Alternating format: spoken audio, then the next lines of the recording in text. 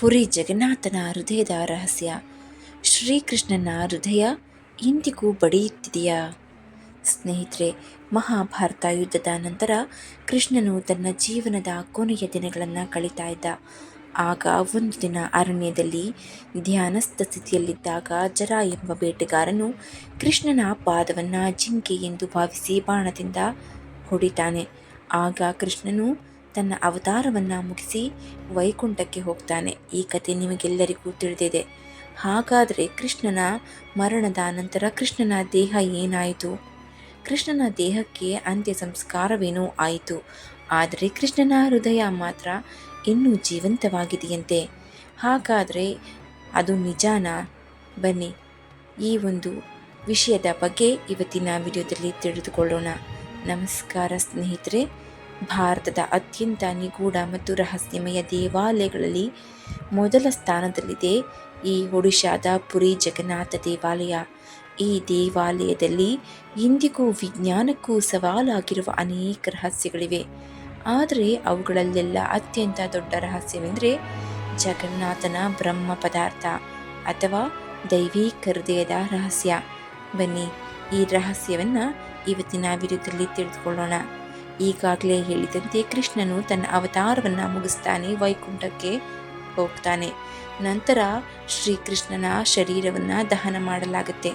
ಪಾಂಡವರು ಕೃಷ್ಣನ ಅಂತ್ಯ ಸಂಸ್ಕಾರವನ್ನು ಮಾಡ್ತಾರೆ.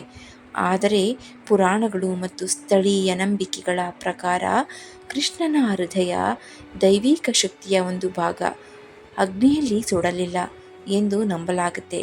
ಆ ದೈವಿಕ ಶಕ್ತಿಯನ್ನು ಸಮುದ್ರಕ್ಕೆ ಬಿಡಲಾಗುತ್ತೆ. ಹಲವಾರು ವರ್ಷಗಳ ನಂತರ ಒಡಿಶಾದ ರಾಜ ಇಂದ್ರದ್ಯುಮ್ನನಿಗೆ ಒಂದು ದೈವಿಕ ಕನಸು ಕಾಣುತ್ತೆ. ಕನಸಿನಲ್ಲಿ ಮಹಾವಿಷ್ಣುವೇ ಸಮುದ್ರ ತೀರದಲ್ಲಿ ಕಾಣುವ ಪವಿತ್ರ ಮರದ ದಿಮ್ಮಿಯಿಂದ ನನ್ನ ವಿಗ್ರಹವನ್ನು ನಿರ್ಮಾಣ ಮಾಡು ಎಂದು ಆದೇಶವನ್ನು ಕೊಡ್ತಾನೆ. ಅಷ್ಟೇ ಅಲ್ಲದೆ ಸ್ವತಃ ವಿಶ್ವಕರ್ಮನೇ ವಿಗ್ರಹವನ್ನು ತಯಾರಿಸಲು ಶಿಲ್ಪಿಯಾಗಿ ಬರ್ತಾನೆ. ರಾಜನು ತನ್ನ ಸೈನಿಕರೊಂದಿಗೆ ಸಮುದ್ರ ತೀರಕ್ಕೆ ಹೋದಾಗ ಒಂದು ದಿವ್ಯ ಮರದ ತುಂಡು ಸಮುದ್ರ ಅಲೆಗಳಲ್ಲಿ ತೇಲಿ ಬರುತ್ತಿರುವುದು ಕಾಣ್ತಾನೆ. ಆದರೆ ಯಾರಿಂದಲೂ ಅದನ್ನು ಎತ್ತಲು ಸಾಧ್ಯವಾಗೋದಿಲ್ಲ. ನಂತರ ಮತ್ತೆ ರಾಜ ಭಕ್ತಿಯಿಂದ ಪ್ರಾರ್ಥನೆ ಮಾಡ್ತಾನೆ. ಆಗ ಮಾತ್ರ ಮರವನ್ನು ದೇವಾಲಯಕ್ಕೆ ತರಲು ಸಾಧ್ಯವಾಗುತ್ತೆ. ಅದೇ ಸಮಯದಲ್ಲಿ ಒಬ್ಬ ವೃದ್ಧ ಶಿಲ್ಪಿ ರಾಜನ ಬಳಿ ಬಂದು, ನಾನು ಈ ಮರದಿಂದ ದೇವರ ವಿಗ್ರಹವನ್ನು ತಯಾರಿಸ್ತೇನೆ, ಆದರೆ ಒಂದು ಷರತ್ತಿದೆ. ನಾನು ಕೆಲಸ ಮಾಡುವ ಕೋಣೆಯ ಬಾಗಿಲನ್ನು ಕೆಲಸ ಮುಗಿಯುವವರೆಗೂ ಯಾರೂ ಕೂಡ ತೆಗೆಯಬಾರದು ಎಂತಾನೆ. ಆ ವೃದ್ಧನು ಸ್ವತಃ ವಿಶ್ವಕರ್ಮ. ಕೆಲವು ದಿನಗಳ ನಂತರ ಕೋಣೆಯ ಒಳಗಿಂದ ಯಾವುದೇ ಶಬ್ದ ಕೇಳಿಸದ ಕಾರಣ ರಾಜ ಮತ್ತು ರಾಣಿ ಆತಂಕಗೊಳ್ತಾರೆ. ಕೊನೆಗೆ ಆ ವೃದ್ಧನಿಗೆ ಏನಾದರೂ ಅನಾಹುತ ಸಂಭವಿಸಿರಬಹುದು ಎಂದು ಊಹಿಸಿ ಬಾಗಿಲನ್ನು ತೆರೆಯಲು ನಿರ್ಧರಿಸ್ತಾರೆ. ಆದರೆ ಬಾಗಿಲು ತೆರೆದಾಗ ವೃದ್ಧ ಶಿಲ್ಪಿ ಕಾಣೆಯಾಗ್ತಾನೆ. ಆದರೆ ಅಲ್ಲಿ 3 ಅಪೂರ್ಣ ವಿಗ್ರಹಗಳು ಕಾಣುತ್ತೆ. ಅವೇ ಜಗನ್ನಾಥ, ಬಲಭದ್ರ ಮತ್ತು ಸುಭದ್ರೆಯ ವಿಗ್ರಹಗಳು. ಈ ಕಾರಣದಿಂದಲೇ ಇಂದಿಗೂ ಜಗನ್ನಾಥನ ವಿಗ್ರಹಗಳು ಅಪೂರ್ಣ ಕೈಗಳು ಮತ್ತು ವಿಶಿಷ್ಟ ಆಕಾರವನ್ನು ಹೊಂದಿವೆ ಎಂದು ಹೇಳಲಾಗುತ್ತೆ. ನಂತರ ಅತ್ಯಂತ ರಹಸ್ಯಮಯವಾದ ಘಟನೆ ನಡೆಯುತ್ತೆ. ಶ್ರೀಕೃಷ್ಣನ ದೈವಿಕ ಹೃದಯ ಅಥವಾ ಬ್ರಹ್ಮ ಪದಾರ್ಥ ಅಂತಾರೆ. ಇದನ್ನು ಜಗನ್ನಾಥನ ವಿಗ್ರಹದ ಒಳಭಾಗದಲ್ಲಿ ಪ್ರತಿಷ್ಠಾಪನೆ ಮಾಡಲಾಗುತ್ತೆ ಹೀಗೆಂದು ಭಕ್ತರು ನಂಬುತ್ತಾರೆ. ಆ ದಿನದಿಂದ ಇಂದಿನವರೆಗೂ ಬ್ರಹ್ಮ ಪದಾರ್ಥವು ದೇವಾಲಯದ ಅತ್ಯಂತ ದೊಡ್ಡ ರಹಸ್ಯವಾಗಿ ಬಿಟ್ಟಿದೆ. ಸ್ನೇಹಿತರೆ, ಈಗಲೂ ಕೂಡ ವಿಗ್ರಹಗಳು ಮೂಲ ರೂಪದಲ್ಲೇ ಇದ್ದಂತೆ ತಯಾರಿಸಿ ನವಕಲೇಬರ ಆಚರಣೆಯನ್ನು ಮಾಡ್ತಾರೆ. ಪ್ರತಿ 12ರಿಂದ ಅಥವಾ 19 ವರ್ಷಗಳಿಗೊಮ್ಮೆ ನವಕಲೇಬರ ಎಂಬ ಆಚರಣೆ ಮಾಡಲಾಗುತ್ತೆ. ಈ ಸಮಯದಲ್ಲಿ ಹಳೆಯ ಜಗನ್ನಾಥ, ಬಲಭದ್ರ, ಸುಭದ್ರೆಯ ಮರದ ವಿಗ್ರಹಗಳನ್ನು ವಿಸರ್ಜಿಸಿ ಹೊಸದಾಗಿ ನಿರ್ಮಿಸಿ ಆ ವಿಗ್ರಹಗಳನ್ನು ಪ್ರತಿಷ್ಠಾಪಿಸಲಾಗುತ್ತೆ. ಈ ಆಚರಣೆ ಅತ್ಯಂತ ನಿಗೂಢ ಕ್ಷಣವೆಂದರೆ ಬ್ರಹ್ಮ ಪದಾರ್ಥದ ವರ್ಗಾವಣೆ. ಹೌದು, ಅರ್ಧರಾತ್ರಿಯಲ್ಲಿ ಸಂಪೂರ್ಣ ಪುರಿ ನಗರದಲ್ಲಿ ದೀಪಗಳನ್ನು ಆರಿಸ್ತಾರೆ.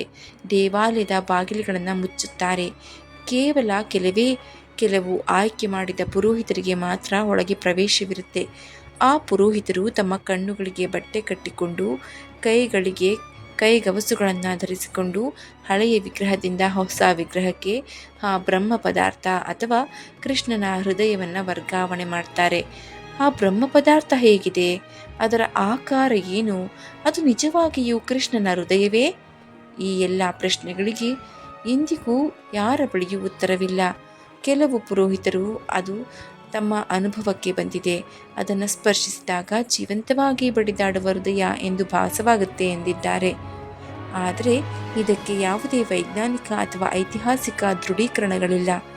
ಇಂದಿಗೂ ಪುರಿ ಜಗನ್ನಾಥ ದೇವಾಲಯದ ಈ ರಹಸ್ಯ ಕೋಟ್ಯಾಂತರ ಭಕ್ತರ ಭಕ್ತಿ ಮತ್ತು ನಂಬಿಕೆಯ ಸಂಕೇತವಾಗಿ ಉಳಿದಿದೆ. ಸ್ನೇಹಿತರೆ, ಹಾಗಾದರೆ ಇದು ನಿಜವಾಗಿ ಕೃಷ್ಣನ ಹೃದಯವೇ ಅಥವಾ ಸಾವಿರಾರು ವರ್ಷಗಳಿಂದ ಉಳಿದುಕೊಂಡಿರುವ ಆಧ್ಯಾತ್ಮಿಕ ರಹಸ್ಯವೇ? ಈ ಪ್ರಶ್ನೆಗೆ ಉತ್ತರವನ್ನು ಬಹುಶಃ ಜಗನ್ನಾಥನೇ ತಿಳಿದಿರಬಹುದು. ಆದರೂ ಕೂಡ ಕೃಷ್ಣನ ಹೃದಯ ಜಗನ್ನಾಥನ ದೇವರ ವಿಗ್ರಹದಲ್ಲಿದೆ ಅನ್ನೋದು ಭಕ್ತರ ನಂಬಿಕೆ, ಸ್ಥಳೀಯರ ಸಂಪ್ರದಾಯದ ಭಾಗ. ಇದಕ್ಕೆ ನೇರ ಐತಿಹಾಸಿಕ ವೈಜ್ಞಾನಿಕ ಸಾಕ್ಷ್ಯಗಳು ಲಭ್ಯವಿಲ್ಲ. ಇದ್ರ ಬಗ್ಗೆ ನಿಮ್ಮ ಅನಿಸಿಕೆ ಏನು? ಅದನ್ನು ಕಮೆಂಟ್ ಮಾಡಿ ತಿಳಿಸಿ. ಮುಂದಿನ ವಿಡಿಯೋದಲ್ಲಿ ಮತ್ತೊಂದು ಭಾವನಾತ್ಮಕ ಮತ್ತು ರೋಮಾಂಚಕ ವಿಡಿಯೋದೊಂದಿಗೆ ಭೇಟಿಯಾಗೋಣ. ಧನ್ಯವಾದಗಳು.